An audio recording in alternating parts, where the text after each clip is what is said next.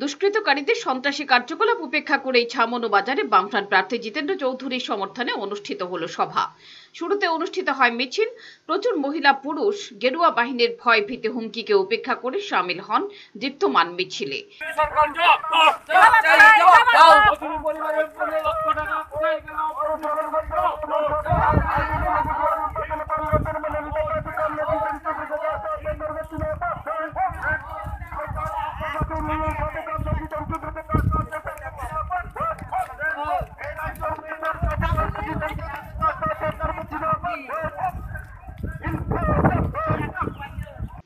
মিছিল শেষে ছামনু বাজার সভায় বক্তব্য রাখতে গিয়ে সিপিএম কেন্দ্রীয় কমিটির সদস্য তথা বিধায়ক তপন চক্রবর্তী বলেন, প্রতিটি ভোটারের সাহস সঞ্চয় করতে হবে।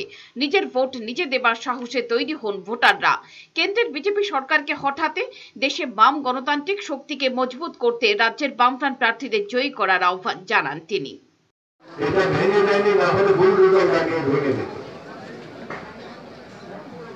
এই পরিস্থিতি সারা রাজ্যের মধ্যে করে গিয়েছে। ফলে মানুষ যাতে ভয় পায়, ভীত হয়, কথা বলতে না পারে, পেটে ভাত না থাকলেও যাতে লড়াই সংগ্রাম। Pure Report, Channel Din Raat।